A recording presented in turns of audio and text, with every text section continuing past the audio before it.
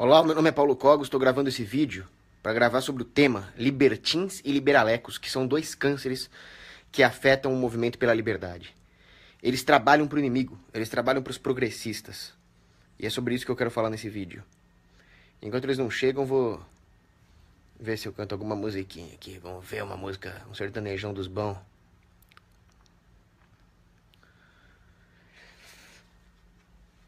Nunca vi ninguém viver tão feliz como eu no sertão, perto de uma mata e de um ribeirão. Deus e eu no sertão, casa simplesinha, rede pra dormir, de noite um show no céu, deito pra assistir. Bom, vamos lá. Liberalecos e libertins, eles são inimigos da liberdade. Pra começar, eu odeio quando o sujeito vem e me chama de liberal. Liberal é a mãe, cara. Liberal significa alguém que dá pra todo mundo, sem critérios, sem moral. Isso é um liberal. O liberalismo, eu sugiro que vocês vejam o vídeo do Huerta de Soto, a diferença entre libertarianismo e liberalismo. Não tem nada a ver uma coisa com a outra. Liberalismo é contrato social, é iluminismo, é a legitimação psicossocial de um Estado que garanta que você não seja um escravo. Fazendo isso, ele te torna um escravo. Todos esses caras que defendem alguma forma de gradualismo, MBL, Partido Novo, PSL, eles estão apenas perpetuando ideologicamente, psicossocialmente, a sua escravidão. Se ainda fosse só a deles, tudo bem, eles que se fodam. Mas o problema é que eles estão fazendo isso com você. Eles estão querendo ridicularizar as ideias radicais, colocando essas ideias para além da janela de Overton. E fazendo com que seja correto aceitar a própria escravidão. Fazendo as pessoas acreditarem que a única maneira de partir os seus próprios grilhões seja implorando pro mestre estatal partir os seus grilhões. Que merda é essa, cara?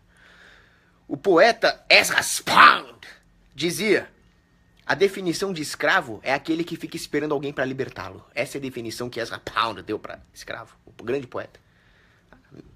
Junto com T.S. Eliot, foi um dos grandes expoentes do modernismo na poesia. Eu nem gosto muito disso, mas que frase, que frase. Se você espera alguém para te libertar, você é um escravo. Se você é livre, você luta pela sua própria libertação. Ninguém vai poder te fazer um escravo enquanto você lutar. Você pode ser um prisioneiro de guerra, mas não um escravo. Essa é a grande diferença, principalmente se nós tratarmos da escravidão mental. E o gradualista, o cara que se diz libertário, mas é gradualista, ou pior que isso, o liberaleco, ele é um escravo. Aí você vê as ideias do MBL no campo econômico. Agora eu não vou nem falar do campo moral.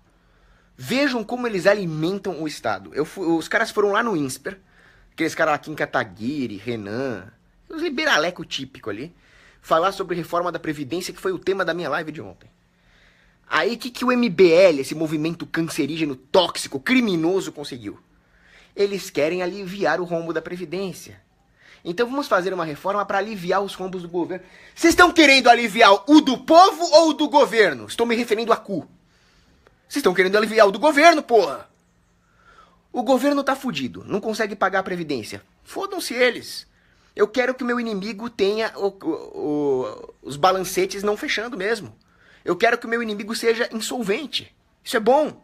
Aí eles vão lá e querem aliviar o rabo do governo. Justamente nós poderíamos usar o próprio rombo da Previdência como argumento para acabar com a estatização da Previdência. Com a Previdência Pública e privatizar tudo. Não, vamos salvar o governo primeiro, depois nós pensamos no povo. Olha o que o MBL conseguiu. O que o MBL fez de desserviço é pior do que qualquer um do PCO, do Programa do Partido, ou da Causa Operária, ou do PSTU, contra Burguês Vote 16 lá. O MBL é pior que o PCO. Se tiver na minha frente um cara do PCO e um cara do MBL, e eu tiver uma Glock com 2 tiros, eu dou os 2 na cara do MBL pra garantir que ele morra, e ainda peço pro do PCO me ajudar a enterrar de bruços. Que se o cara virar zumbi e tentar sair do caixão, ele se enterra mais ainda e vai parar no inferno. Olha o que eles fizeram. Aí eu fui discutir com eles. Não, que tem que privatizar essa porra mesmo. Aí, mas e o pobre? O mesmo argumento de qualquer petralhazinho de esquina. O mesmo. E o pobre? Eu é que pergunto, e o pobre? Como é que o pobre vai fazer para se virar com inflação, para se virar com imposto, pra se virar com esse esquema Ponzi que é a Previdência Social. A única saída pro pobre é privatizar mesmo, seus filhos da puta. Quando vocês falam e o pobre, vocês querem dizer e a minha mamatinha política, e a minha candidatura a vereador pra 2018. É isso que vocês querem dizer quando vocês perguntam e o pobre, seus filhos de uma puta! Vagabundos, socialistas do caralho, vocês tinham que morrer todos, fuzilados.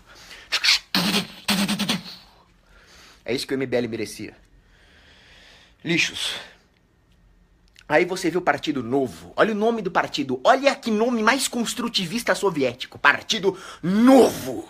É o novo homem soviético. É o Uber fucking Mensch de Nietzsche. Novo é o caralho. Tem um artigo do Fernando Quioca. O mito Fernando Quioca. Fundador do Instituto Mises. Se não fosse os irmãos Quioca, nós não estaríamos aqui nesse grupo, não estaríamos fazendo live. Tá? Não é, né? Só pra deixar claro as coisas.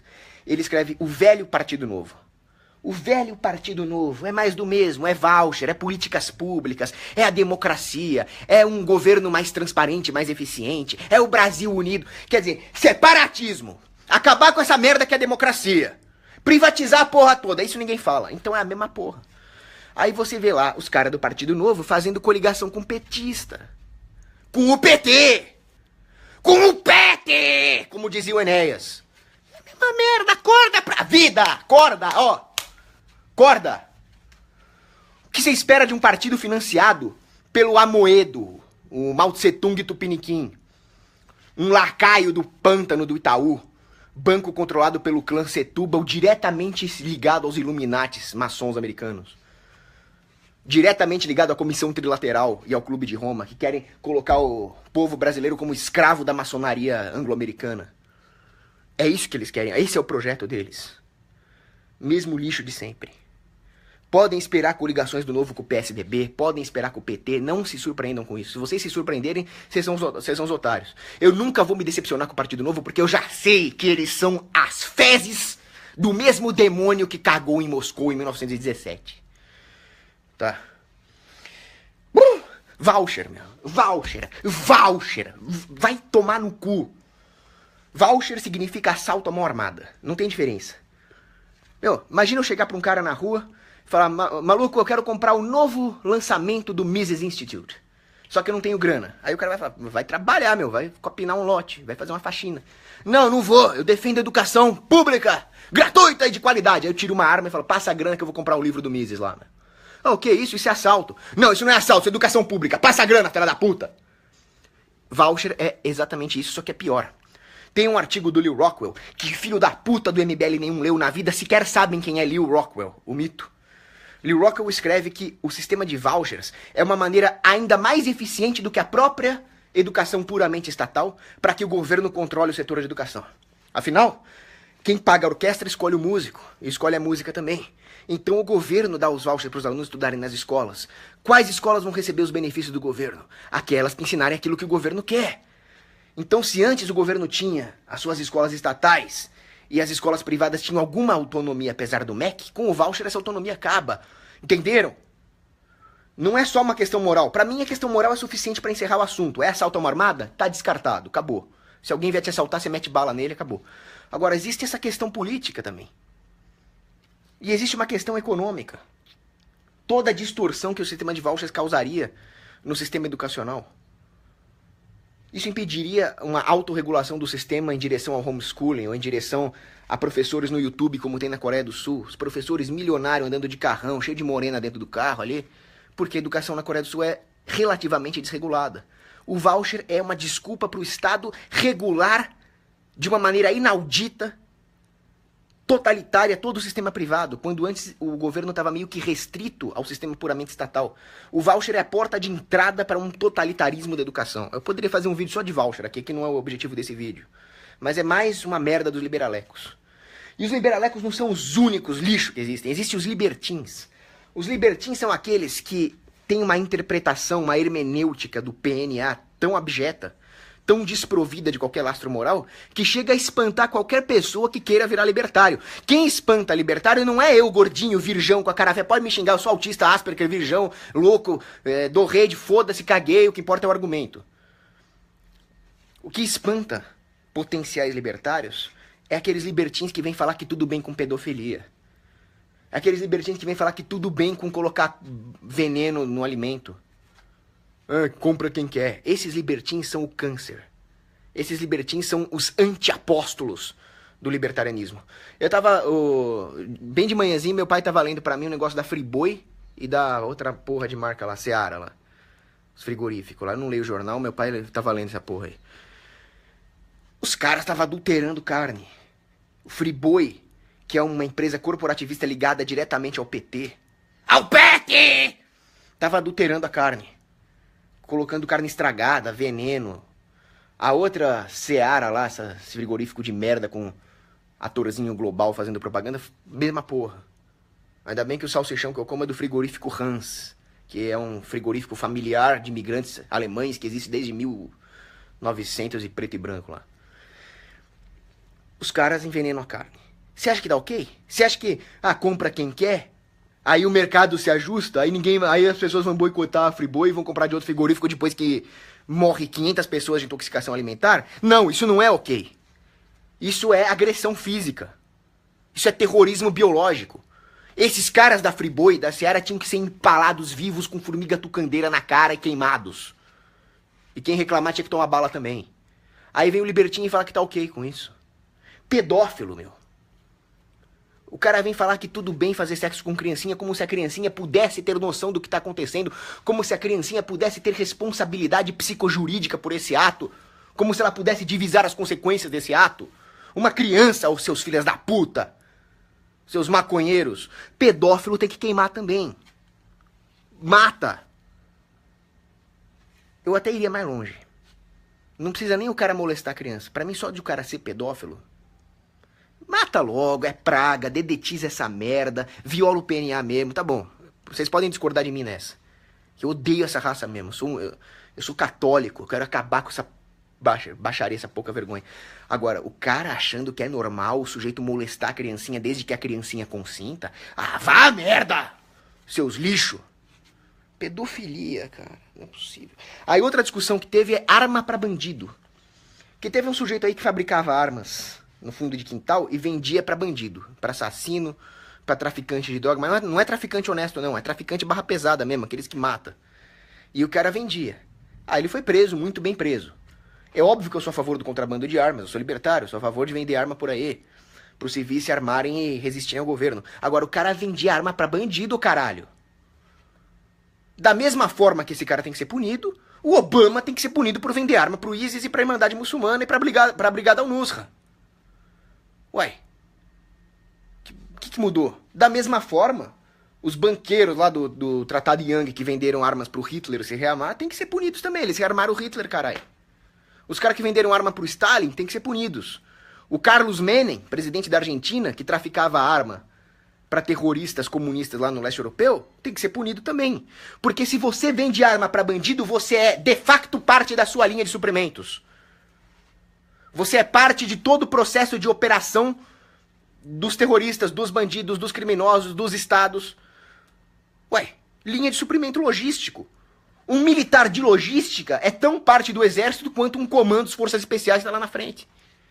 Ou seja, se você vende arma para bandido sabendo que ele é bandido, você pode não saber. O cara, porra, não sabia. Agora, você vende sabendo, cara, você é bandido também, você é cúmplice. Você é parte da sua linha logística. Você é parte do seu processo de suprimentos. Tem que ser punido. E tem que ser duramente punido. Tem que tomar pau. Tem que tomar bala. Tem que tomar baionetada. Na cara. De preferência, pra estragar o velório mesmo. Aí vem os libertinhos falando que não, você pode vender arma pra quem quiser. O único criminoso é o cara que realmente aperta o gatilho na cara. Porra, a sociedade vai ser refém, então. Nós vamos ficar esperando os caras apertar o gatilho pra punir? Enquanto monta-se toda uma linha de suprimentos por trás, enquanto monta-se toda uma linha de preparação de ataque surpresa, etc. A hora que vocês acordarem, falam, pô, agora viu lá no PNA, agora nós vamos agir. Eles já tomaram conta de tudo. Nós temos que ter ataques preventivos, sim. Uma sociedade livre tem que estar preparada para fazer ataques preventivos contra o inimigo. Se o inimigo está acumulando tropas na fronteira do Ancapistan, não é porque ele não entrou na fronteira do Ancapistan que você não vai atacar. Pô, o cara tá de má fé. O cara tá com má intenção. O estatistão tá lá colocando várias divisões blindadas na fronteira do Ancapistão. Estão planejando merda, vai lá e bombardeia eles, pô. Não vai esperar eles invadir. Pô, tem que explicar isso pro cara. É guerra, cara. Na guerra não dá pra ficar seguindo o PNAzinho à risca. A guerra é caos mesmo, a guerra é contradição. A própria ontologia da guerra nos mostra que ela é um processo totalmente contraditório em relação ao plano original de Deus para a espécie humana, pô. Caras que nunca se viram se matando no campo de batalha. Aí existem as causas disso. Existem as consequências disso. Mas na hora que o inimigo tá invadindo, você vai ter que guerrear. E você vai ter que guerrear pra vencer. Não pra ficar vendo se o Rothbard aprovaria. Não dá, cara. Libertin tá fora da realidade. Sou contra o Estado, sou a favor de acabar o Estado hoje, mas ficar com PNA. Ah, vai tomar no rabo, pô. Vai sentar num toco. Tem grandes autores libertários que também cometem essa mesma falácia. Por exemplo, Walter Block, lá no livro dele, Defendendo o Indefensável, né? Maior parte das coisas que ele escreve lá eu concordo. Dá pra defender o cafetão, dá pra defender a prostituta, dá pra defender trabalho infantil. Agora, ele vai lá e defende o cara que grita fogo num cinema lotado. Então o cara tá num cinema lotado, tá pegando fogo! Aí todo mundo sai correndo e se pisoteia e morre. Um cara desse é um assassino. A não ser que esteja pegando fogo mesmo, aí ele salvou gente de morrer queimada. Mas o cara que faz isso só de sacanagem é um assassino. Ele não tem direito de gritar fogo num cinema lotado. E os libertinos têm que colocar isso na cabeça. É possível. Rothbard, Murray motherfucking Rothbard. Ele defende que o pai tem o direito de deixar o filho morrer de inanição. A partir do momento em que você assumiu a responsabilidade de colocar um filho no mundo, a partir do momento em que você participou da concepção de um novo ser vivo, e lembro que você não participou disso sozinho, você participou disso com a mulher, né? Você e a sua mulher entraram com a carne e Deus entrou com a alma. Ele infundiu a alma lá quando vocês tiveram a relação. Olha a responsabilidade, não é simplesmente PNA e propriedade privada não, cara. Você contraiu uma responsabilidade para com seu filho. De dar-lhe meios de subsistência moral e material até que ele seja independente. Você não pode deixar ele morrer de fome. O cara que fizer isso com o filho tem que ser condenado à morte também. Rothbard cagou no pau. Errou feio. Aí os caras vêm falar de segurança. Os caras vêm falar, por exemplo, da defesa contra um Estado. Aí o Libertin... Ou uma transição pro Ancapistão. Aí o Libertin fala o seguinte. Para ter uma transição para Ancapistão, a gente vai comprar Bitcoin, nós vamos fazer homeschooling, e aí o Estado vai acabar sozinho. Não! O Estado não vai acabar sozinho. Vocês ficam me ridicularizando porque eu defendo a via armada revolucionária, né? Mas você acha que o Estado, realmente, com todo o seu aparato de NSA, de forças armadas, de monopólio da justiça, vai deixar você acabar com ele por causa de Bitcoin? Ele simplesmente vai controlar os seus Bitcoins. Ele vai regular os seus bitcoins, ele vai taxar os seus bitcoins, ele vai hackear os seus bitcoins. Bitcoin é útil? O algoritmo é útil? Eu já falei nisso. É uma excelente ferramenta acessória. Imagina uma guerra. Numa guerra, a pesquisa de novas armas é importante. Angariar fundos junto à população civil é importante. O home front é importante. A intendência é importante. O material bélico é importante. As finanças são importantes. Mas a atividade fim é a cavalaria, a infantaria e a artilharia, rapaz.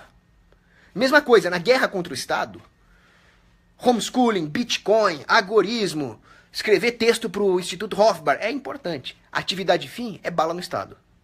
Não tem outra saída. Vocês têm que se remeter um pouco à história, não é possível. Kuyuk Khan escreveu ao comandante na Rússia o seguinte: nós temos um decreto aqui. Isso aí foi na época da expansão do Império Mongol. Os nossos vassalos, os nossos povos que nós invadimos e tornamos escravos vão ter que nos obedecer. Eles vão ouvir o decreto e vão ter que obedecer o decreto. Aí ele escreveu o seguinte: aquele que se recusar a ouvir o decreto, fingir que não é com ele, fingir que, isso aí é com vocês, eu nem ouvi o decreto, eu tô na minha, destrua-os. Kuyuk Khan, ele representa, ele personifica o Estado. O Estado é assim, você não pode simplesmente fingir que ele não existe. Você não pode simplesmente fingir que não é com você e você acumula os seus bitcoins, você educa o seu filho em casa. O Estado existe e o Estado é pior do que o Kuyuk Khan. Se você fingir que você não o escutou, ele vai lá e vai te destruir. O Estado é assim que funciona. Como é que você se defende de um cara desse? Seja mais filho da puta que ele. Seja mais brutal do que ele. Se ele tem 10 canhões, tenha 20. E acaba com ele. Essa é a única maneira de se defender do Estado. Aí eu vejo, por exemplo, ontem eu tava conversando com um amigo meu lá que é minarquista.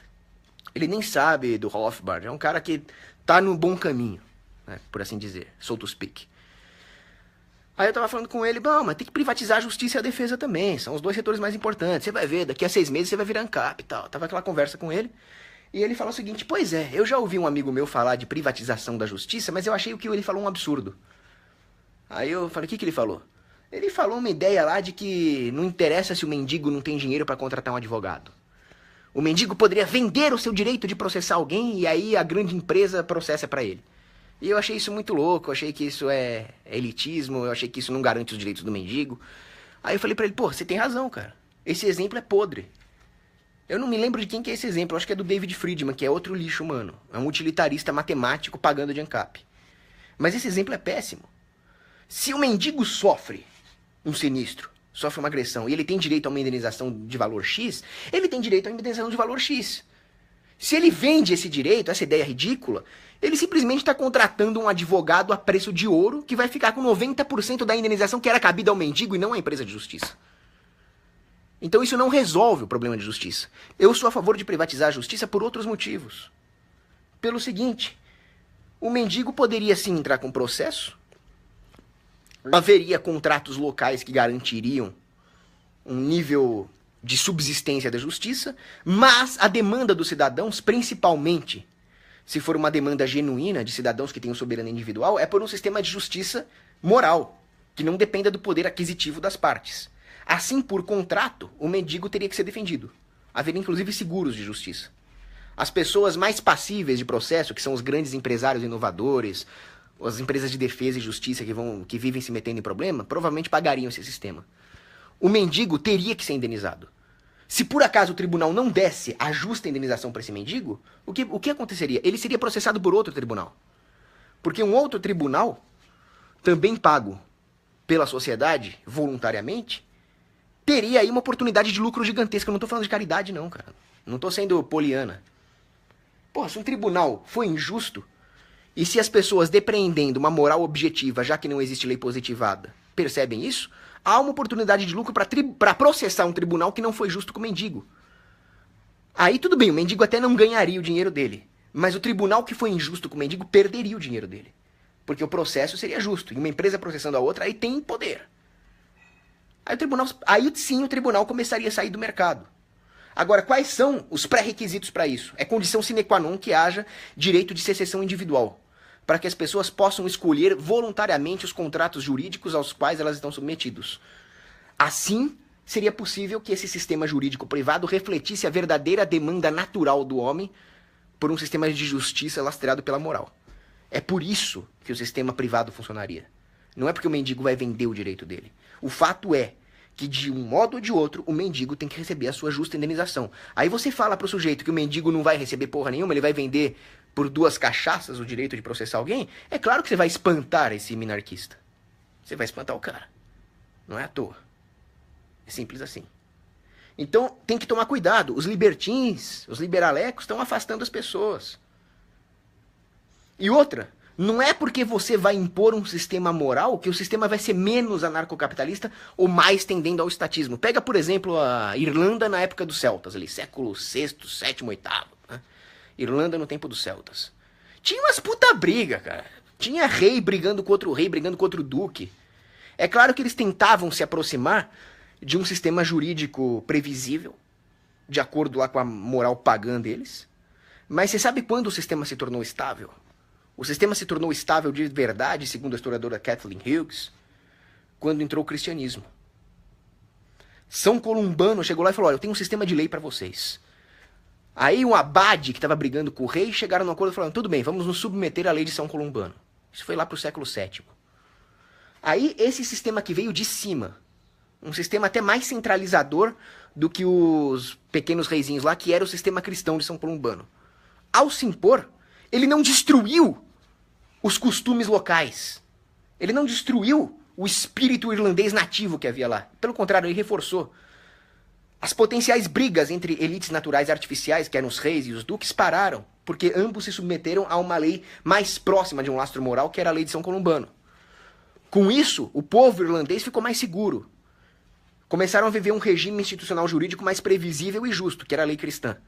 Então essa historiadora muito bem fala, o cristianismo não veio para destruir o localismo irlandês, e sim para protegê-lo. Mas por quê? Porque ele era um sistema voluntário e pautado pela moral. Esse voluntário é até certo ponto, né? Ele de certa forma foi imposto, mas não tem problema quando você impõe aquilo que é moralmente correto. Não tem problema você impor a proibição do estupro, por exemplo. O que não pode existir é um desvio moral.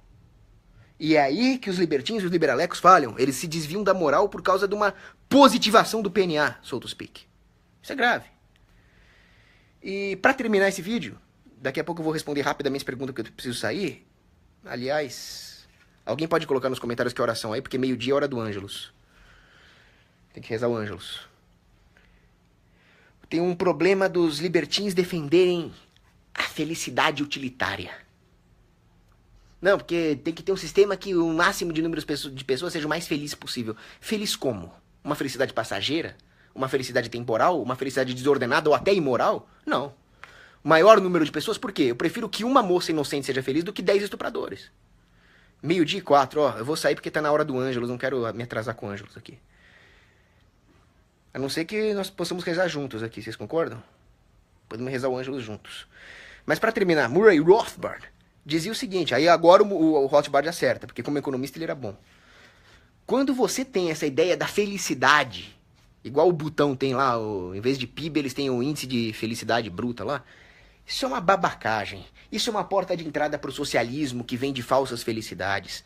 Quando você faz uma pesquisa, o Rothbard falava com a população, que vocês têm que escolher entre um agregado de produtos e outro agregado de produtos. Eles sempre vão escolher errado. Porque à medida que você oferece isso de maneira gratuita ou subsidiada, você está sublimando a possibilidade de escolha. Quando você sublima o jogo de escolhas, onde o indivíduo teria que realmente pesar as consequências de preterir um bem, de preterir outro bem, aí você está distorcendo. É claro que numa pesquisa dessa, o consumidor vai mentir. Vai escolher errado. Você vai viesar a escolha do consumidor, levando ao erro. E esse é o problema da política. Se você chegar para uma pessoa e falar, você troca a sua possibilidade de liberdade dos seus filhos daqui a 50 anos por free stuff, é claro que ele troca. Agora, a hora que ele tiver que escolher mesmo individualmente, ele vai parar para pensar e vai escolher a liberdade. Inclusive, ele vai ter mais stuff, mesmo não sendo free. O problema da política é esse viés. Então, os libertins, quando eles vendem essa ideia de o importante é ser feliz, ele está se alienando, para usar um termo marxista, do lastro moral, que permitiria que ele tenha a liberdade necessária para empreender. É aí que mora o demônio político. Agora, acabei, já deve ser quase 12:10, vamos lá. Pelo sinal da Santa Cruz, livrai-nos, Senhor, dos nossos inimigos, em nome do Pai, do Filho e do Espírito Santo. Amém. O anjo do Senhor anunciou a Maria e ela concebeu do Espírito Santo. Ave Maria, cheia de graça, o Senhor é convosco. Bendita sois vós entre as mulheres, e bendito é o fruto do vosso ventre, Jesus. Santa Maria, Mãe de Deus, rogai por nós, pecadores, agora e na hora de nossa morte. Amém. Eis aqui a serva do Senhor, faça-se em mim segundo a vossa palavra. Ave Maria, cheia de graça, o Senhor é convosco. Bendita sois vós entre as mulheres, e bendito é o fruto do vosso ventre, Jesus. Santa Maria, Mãe de Deus, rogai por nós, pecadores, agora e na hora de nossa morte. Amém. E o Verbo divino se fez carne e habitou entre nós. Ave Maria, cheia de graça, o Senhor é convosco. Bendita sois vós entre as mulheres, e bendito é o fruto do vosso ventre, Jesus. Santa Maria, Mãe de Deus, rogai por nós, pecadores, agora e na hora de nossa morte. Amém. Rogai por nós, Santa Mãe de Deus, para que sejamos dignos das promessas de Cristo. Oremos. Infundi, Senhor, em nossos corações a vossa graça, vos suplicamos, a fim de que, conhecendo pela anunciação do anjo a encarnação de Jesus Cristo, vosso Filho, pelos méritos de sua paixão e morte, possamos chegar às glórias da ressurreição, por Cristo, Senhor nosso. Amém. Glória ao Pai, ao Filho e ao Espírito Santo, assim como era no princípio, agora e sempre. Amém. Bom, agora eu vou responder as perguntas. Rapidamente, tá? Que eu vou ter que sair de qualquer jeito.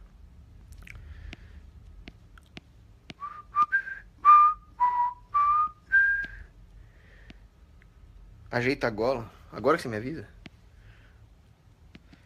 Matheus Estevam, dá uma olhada na live de ontem. O Stone Garu provavelmente vai postar no canal dele. Aliás, eu quero agradecer mais uma vez ao Stone Garu Mito, que está dando um jeito de salvar e distribuir as minhas lives. O vídeo contra o Stopa, eu tive vários problemas essa semana aí, mas eu vou fazer essa semana. Sem falta. Palavra de católico. Da semana que vem não passa. Natália Rossini, é seu aniversário. Melhor presente. Obrigado. Parabéns para Natália Rossini. Desejo a você muita alegria, muita felicidade. Continue sendo essa menina maravilhosa, inteligente e bonita que você é.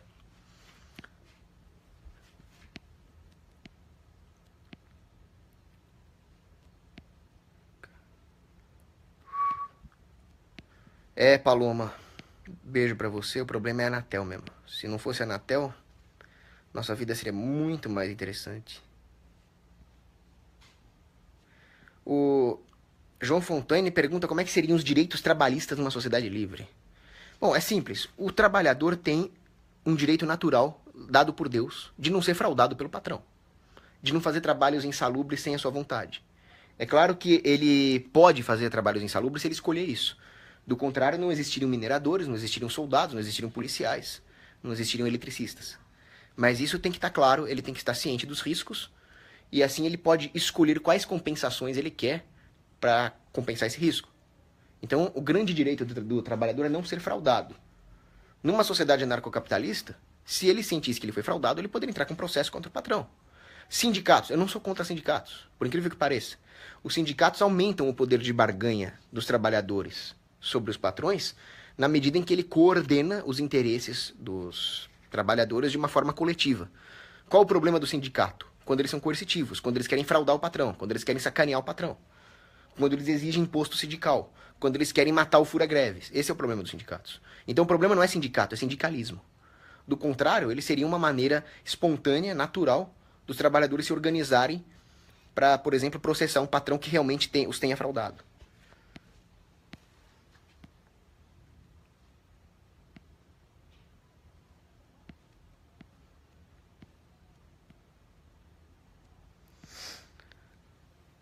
Tu prefere o Hayek ou o Friedman? Eu prefiro enforcar o Hayek com as tripas do Friedman. Mas o Hayek falou algumas coisas que prestam.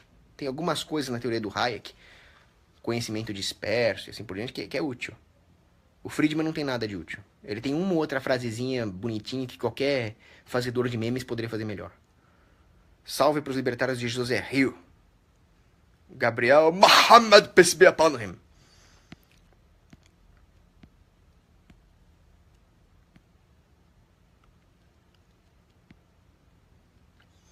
Gabriela Fonseca pergunta quem ensinaria moralidade no Capistão. Bom, os pais saudáveis, mentalmente sãos, têm todo o interesse de passar moralidade para os seus filhos, e o homem tem, está no catecismo da igreja, um desejo de buscar a Deus, ou seja, de buscar a moralidade. Isso é intrínseco ao homem. Então, numa sociedade onde não exista marxismo cultural, onde não exista uma entidade com poder do Estado interessada em destruir e solapar os alicerces da moralidade, seria natural que as pessoas procurassem as formas morais e passar isso para as gerações futuras. Provavelmente a sociedade anarcocapitalista, Gabriela, seria uma sociedade pesadamente judaico-cristã. E é assim que ela seria transmitida.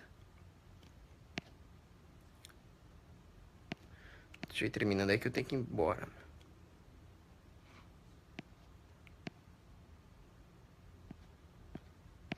Bom, é isso aí. Obrigado. Deixa eu ver se tem alguma pergunta. Tô passando rapidamente aqui. Ahmed Ibrahim, o que você acha sobre Baruch de Spinoza? O cara conseguiu ser excomungado de duas religiões. O cara conseguiu ser excomungado do judaísmo e do cristianismo. O cara é muito ruim de bola. O cara não sabia o que era metafísica. Absurdo.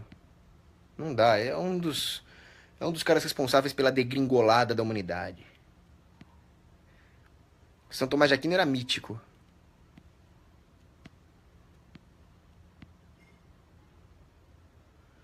Vitor Gaudi fala assim, eu sou liberal bleeding heart, tal como Carlos Góes. Qual o problema que você nota nesse tipo de ideologia? Assiste o resto do vídeo. Vocês invertem as coisas. O bleeding heart, ele é intolerante com o inocente. Ele não é bleeding heart. Ele é bleeding heart com quem ele devia ser durão. Ele é bleeding heart com terrorista, com bandido, com vagabundo. Mas não, ele é implacável com empresários honestos. Com aquele que está promovendo o progresso material da sociedade. Isso é um absurdo. Isso é uma total inversão de valores. Então, o Bleeding Heart pode ser resumido como inversão de valores. Pedro Henrique fala que o Felipe Ret é mito. Não, ele não é mito, cara. Tem uma outra música boa dele, né? Aquela da maconha lá, eu acho engraçada. Vocês precisam de tudo, eu só de uma base.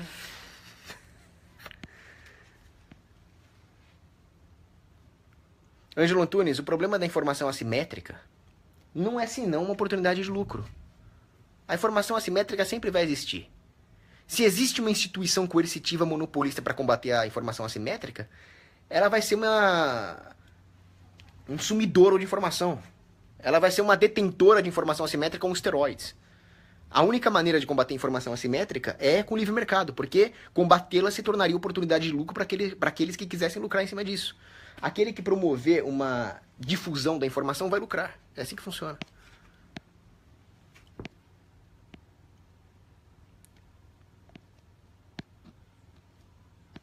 Acredita na conversão de grelhas?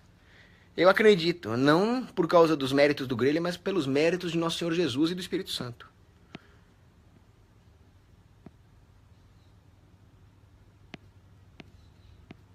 Bom, deixa eu correr aqui, eu tenho que ir embora. Bom, é isso aí. Um abraço.